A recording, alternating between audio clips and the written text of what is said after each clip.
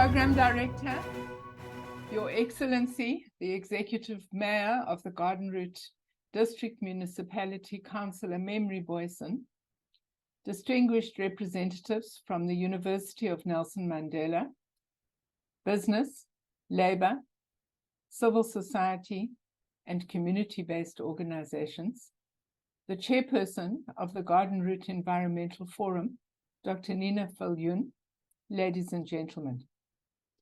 Allow me to warmly greet each and every one of you gathered here today, and also take this opportunity to congratulate the Garden Route Environmental Forum Secretariat for organizing this important event.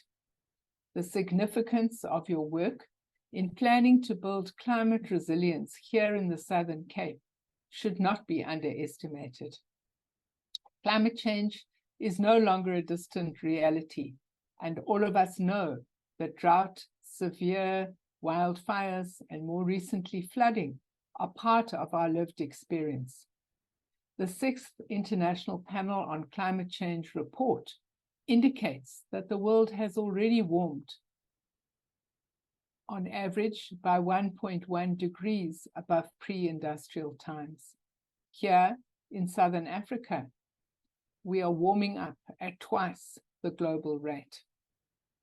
Global warming is associated with extreme weather events that will adversely impact economies and livelihoods, as well as the security of essential resources such as food, water, and energy.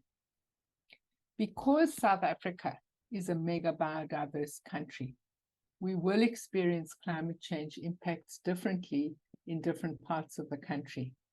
This means that we need to tailor-make climate resilience plans, which will be different for each local area. Here in the Southern Cape, we are part of the fynbos biome, so we already know that wildfires are a natural phenomena that will intensify as a result both of drought and the presence of alien forestry plantations.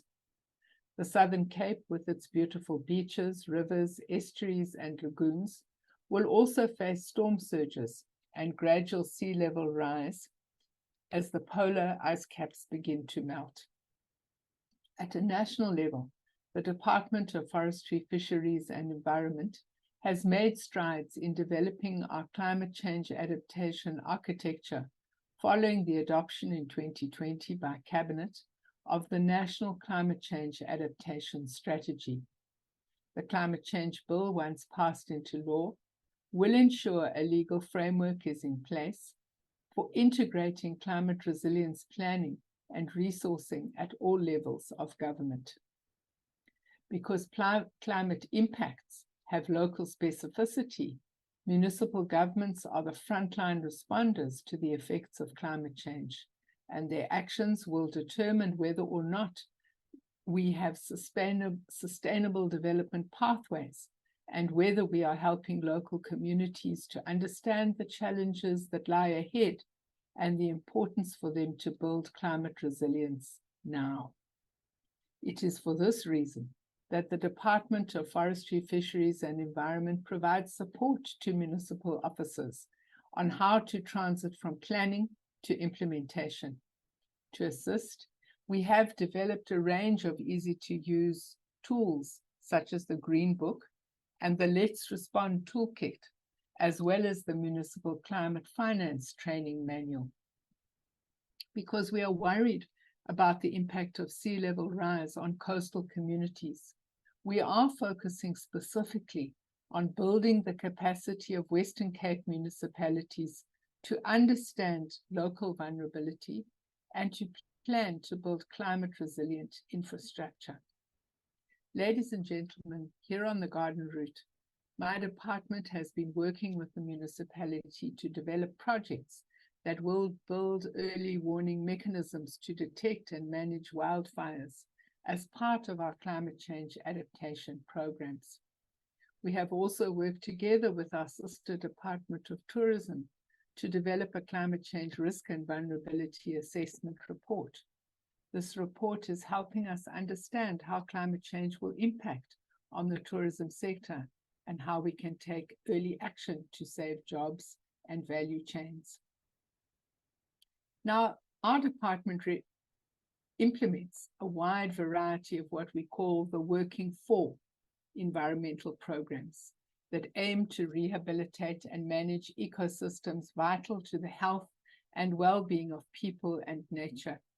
And it is these programs that will help the garden route and indeed the country's climate change resilience. Ladies and gentlemen, the importance of empowering local communities to understand how natural disasters will affect them in the future will definitely save lives and resources. Women and children living in conditions of poverty are the most vulnerable to climate change. However, social networks and state-citizen partnerships can play an important role in building climate resilience within vulnerable communities. During the floods that hit KwaZulu-Natal in April last year, the locally based Enviro Champs, trained and supported by the city of eThekwini and the University of KwaZulu-Natal, successfully used the FUSE early warning system to evacuate residents from their homes in the Quarry West informal settlement. Thanks to the training, bravery, and dedication of the Enviro Champs volunteers and the timely warnings they received from scientists who had established the FUSE micro-disaster early warning system, not a single resident drowned as the Palmeet River washed away 440 homes in the early hours of the 12th of April 2022.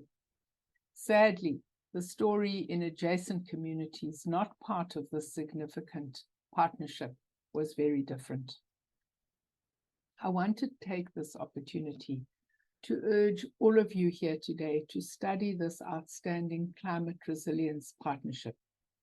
It teaches us that vulnerable communities do not have to be powerless in the face of the climate emergency. It demonstrates the outstanding role scientific knowledge can play when it empowers community volunteers.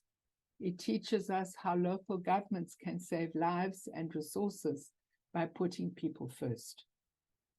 Let me conclude by thanking the Garden Route Environmental Forum for its continuous support of the country's efforts to tackle climate change.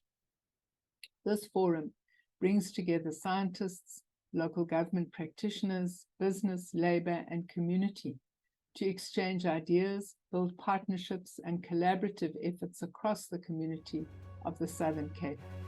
Yours too is a model from which others can learn. I thank you.